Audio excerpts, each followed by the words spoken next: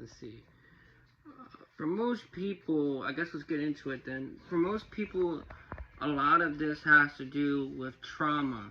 The reason why you can't develop these things. Trauma, um, blockages, all this kind of stuff in the way. Um, I knew for me, I had some trauma and a blockage in the way, and all I had to do was an affirmation. Just tell myself it's okay, you can allow this to happen. It was about me being able to dream. I couldn't dream for a while. I want to say about 6 years.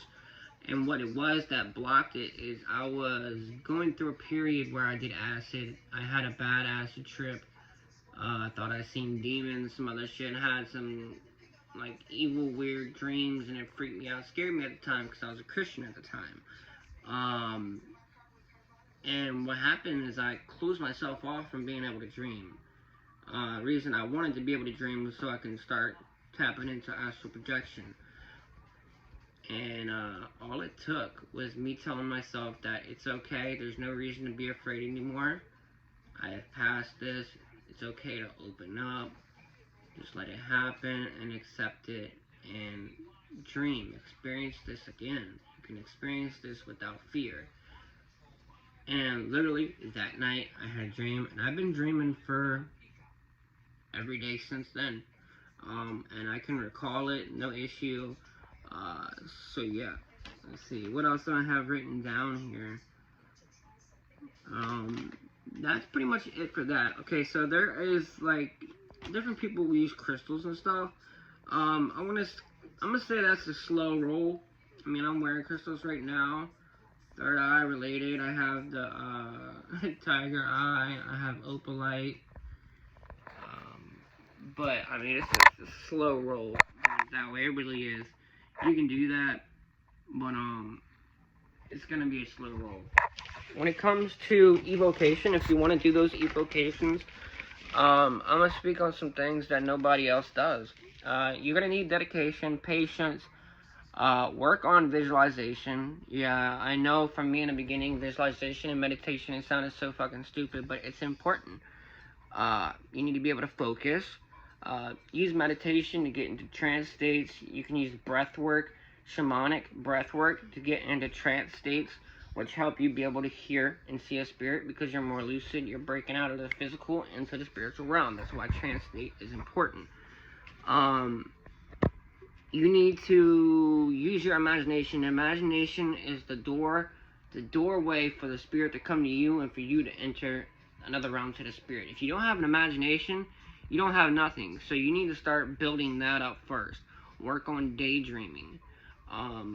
Just sit there, it's as silly as it sounds, just sit there and visualize yourself in a scenario, any scenario. Going to the mall, going to fucking Food Line, going to the supermarket, getting some food, running into somebody you know, having a conversation with them, it goes well. You get this opportunity from them, you start talking to them, they show you some things, you show them some things, you start getting in touch, you go home. You know, you just visualize this. I just made that all up on the moment, but daydream, you know, and visualize these things, and it'll help you drastically.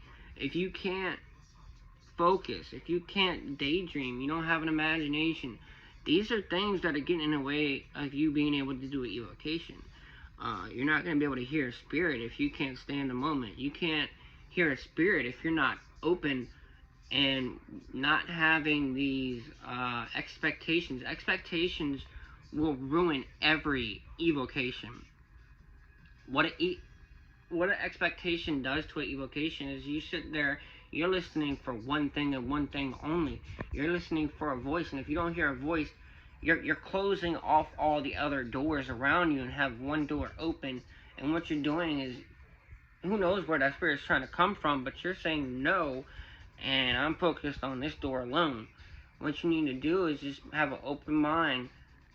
Sit there in silence after you're doing your call, your conjuration, everything. And you've done it for a long time, and you're patient, you're sitting there, you're lucid in a trance state. You're going to sit there in an open state. Just allowing.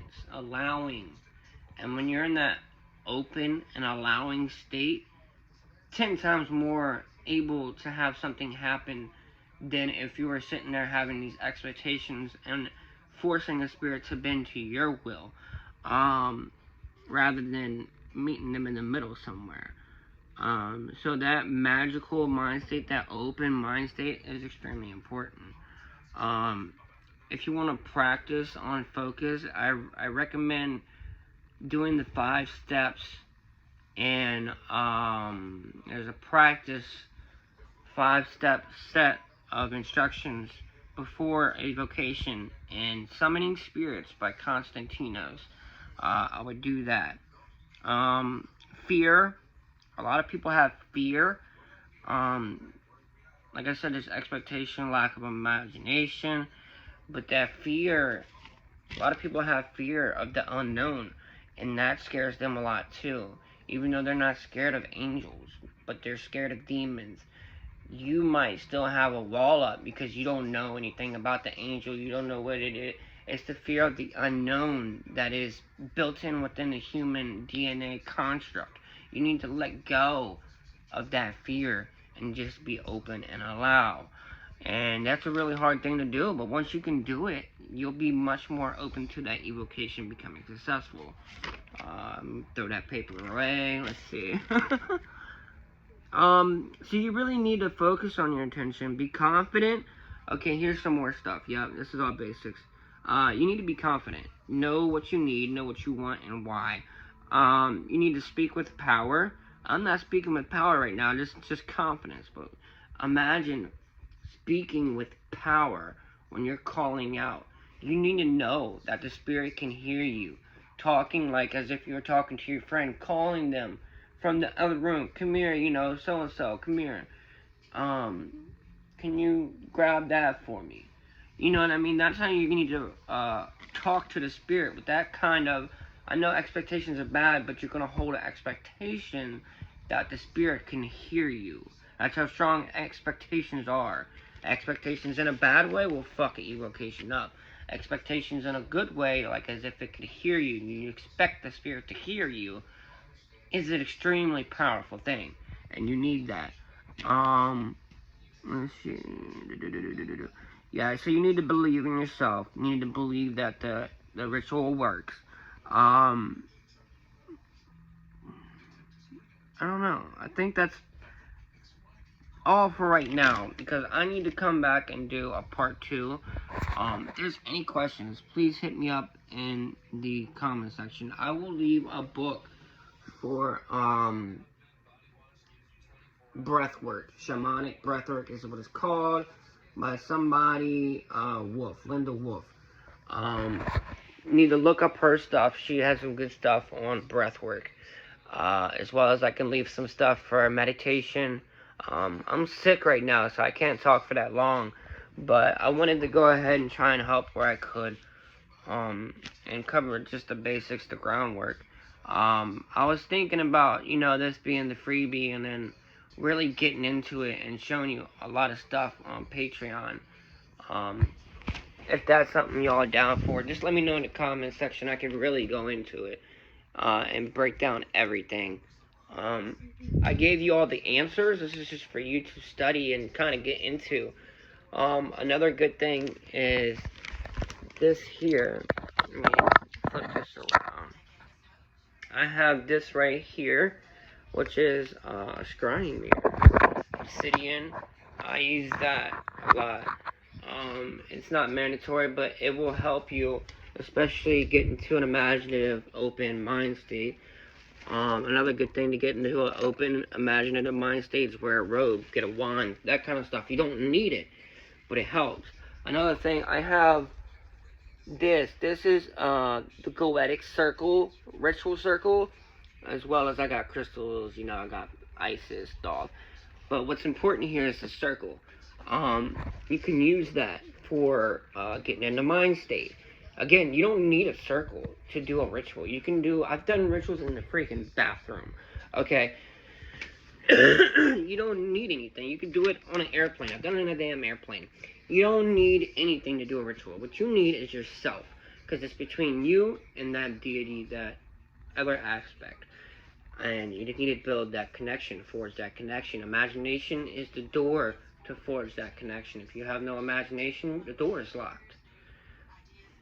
If you don't have confidence, assurity that it's going to work, if you have all these blockages, it's not going to work. You can work on your chakras, that helps.